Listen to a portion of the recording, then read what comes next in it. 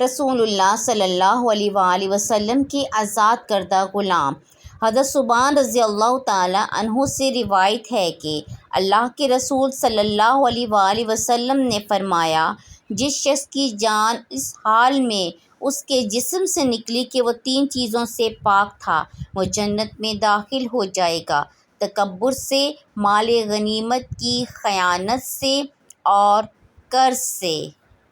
حضرت ابو ہریرہ رضی اللہ تعالیٰ عنہ سے روایت ہے، رسول اللہ صلی اللہ علیہ وآلہ وسلم نے فرمایا، مومن کی روح اس کے قرض کی وجہ سے لٹکتی رہتی ہے حتیٰ کہ اس کی طرف سے قرض ادا کر دیا جائے۔ حضرت عبداللہ بن عمر رضی اللہ تعالیٰ عنہ سے روایت ہے،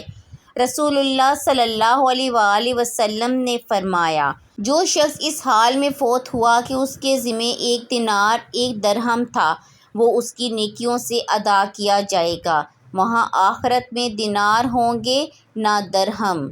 حضرت ابو ہریرہ رضی اللہ تعالیٰ عنہ سے روایت ہے، رسول اللہ صلی اللہ علیہ وآلہ وسلم کے زمانہ مبارک میں جب کوئی مومن مقروض ہو کر فوت ہوتا تو رسول اللہ صلی اللہ علیہ وآلہ وسلم اس کے بارے میں پوچھتے اور فرماتے، کیا اس نے اپنے قرض کی ادائیگی کا سامان چھوڑا ہے؟ اگر لوگ کہتے ہاں تو آپ اس کا جنازہ پڑھاتے، اور اگر لوگ کہتے نہیں تو آپ فرماتے، اپنے ساتھی کا جنازہ پڑھ لو۔ جب اللہ تعالیٰ نے اپنے نبی کو فتوحات اور غنیمتیں عطا فرمائیں تو آپ نے فرمایا، میں مومنوں سے ان کی جانوں سے بھی زیادہ تعلق رکھتا ہوں، اس لیے جو کوئی مقروض فوت ہوگا تو اس کے قرض کی ادائیگی میرے ذمے ہے، اور جو کوئی مال چھوڑ کر فوت ہو جائے گا تو وہ مال اس کے وارثوں کا ہے۔